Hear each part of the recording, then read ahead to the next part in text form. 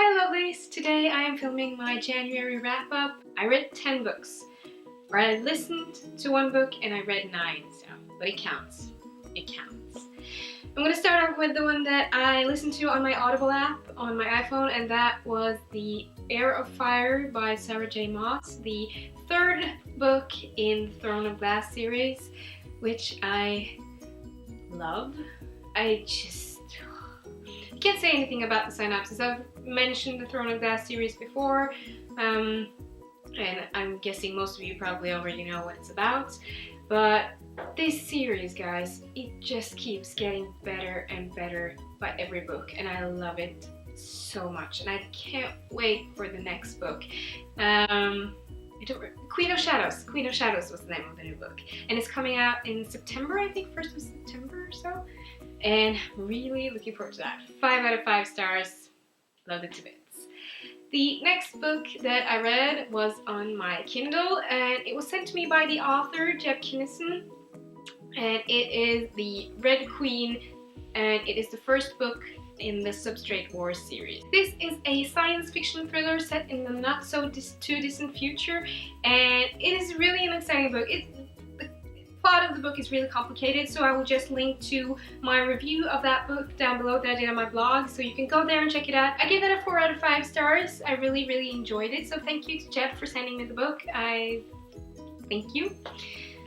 The first handheld novel I read this month was Miss Peregrine's Home for Peculiar Children by Ransom. I don't have the book with me because I lent it to a friend. This is the story of a boy who grows up and his grandfather tells him stories from the orphanage that he grew up in, and sort of the monsters that they had to hide from and still he has to hide from.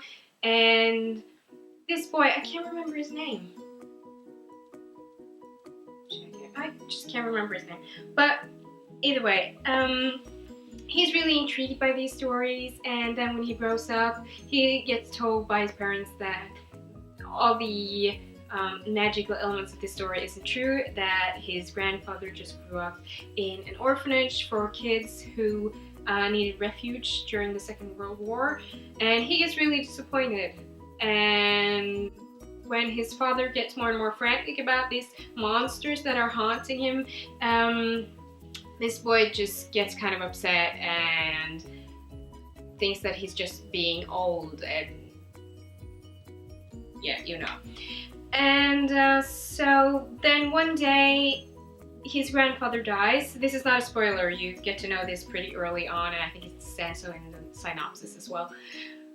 But his grandfather dies, sets him off on a trip to Wales, I think, where the orphanage is, and he discovers some pretty peculiar stuff. I definitely love this book, and the thing is, I can show you because I never had the book. The thing is, the book has so many pictures, these children, and what I thought was pretty amazing about this that I read in the afterwards in the book was that these photos have actually been collected and are real photos, and some of them has just been slightly altered, but most of them are real and has been found around on garage sales and stuff like that. And I thought that was just amazing, collecting these pictures and then finding a way to revolve a story around these pictures. I thought that was really creative and really genius, and I'm really looking forward to reading Hollow City, which is the second book, and I heard the third book is coming out as well. I don't really know when. I give that book 5 out of 5 stars. Really enjoyed it. Found the pictures to be really creepy and peculiar and lovely, and great book. Excellent. The next book I have is Kill Your Boss by Kuhn. This title is the British title, I think, because in the US it is called the Intern's Handbook, I think. Yeah, the Intern's Handbook. And this is the story of John Lago. He is an assassin. He works at a firm that when they get hired to take them out, they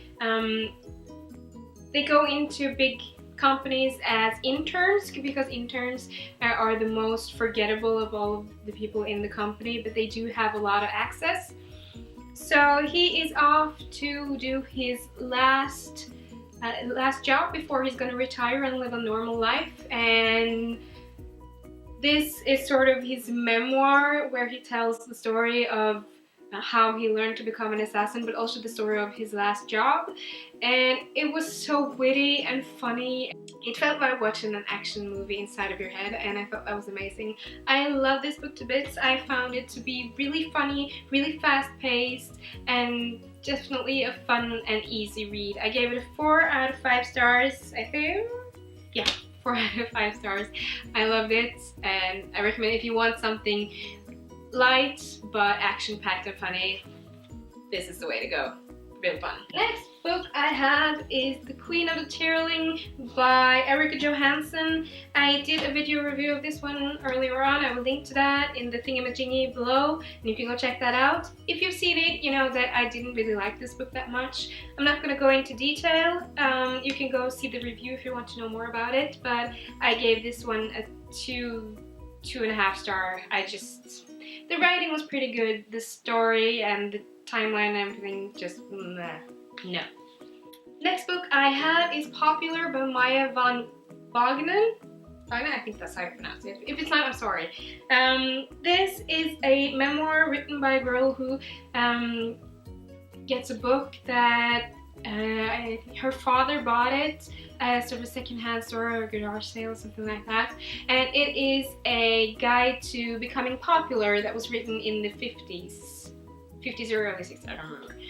And she then goes off and does this experiment where she's gonna try to figure out if the same getting popular tips that was used in the 50s will also work in present time.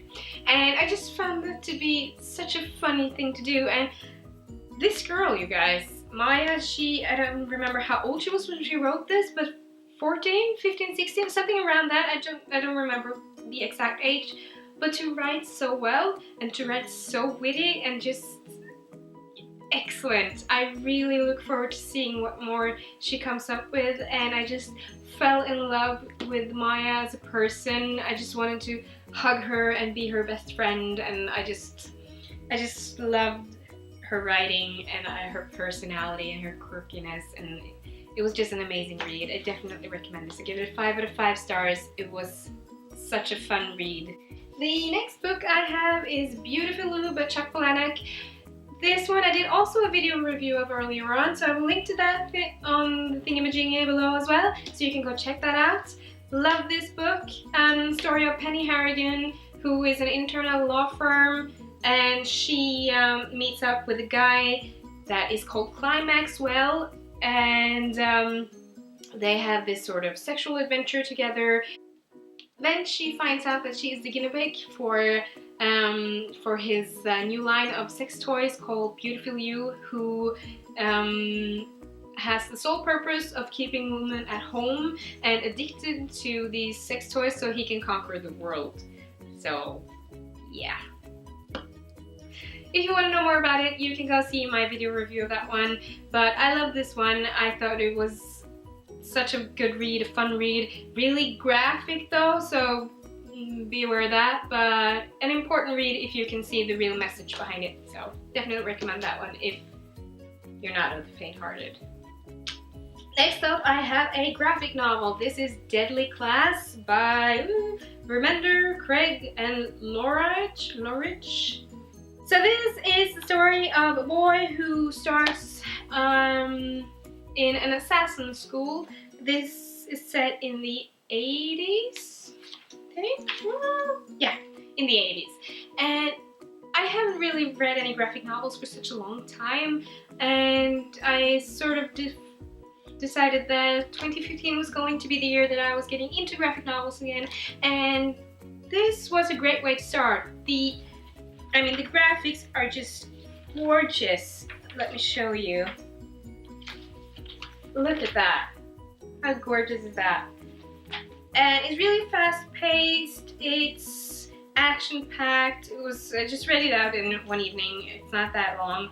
And the story is really interesting, and I'm going to continue with this series. If you do have any recommendations, please leave them down below. I'd love to hear what you are reading that are comic books, graphic novels, because I'm really trying to discover my path in this big jungle, so I would love to hear some recommendations. I gave this one a 5 out of 5 stars, looking forward to where this is going. Next up, I read The Witches by Roald Dahl. I read this for my son, so this is a reread for me. I love it. Love, love, love it. The last book I read in January was Stephen King's Full Dark No Stars. This is a short story collection. It has 4 short stories in it. I ended up giving this a 4 out of 5 stars. My favorite of it was the Big Driver.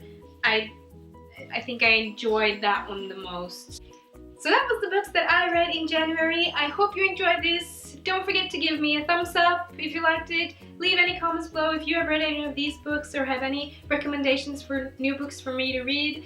And yeah, hopefully I'll see you again soon. Bye.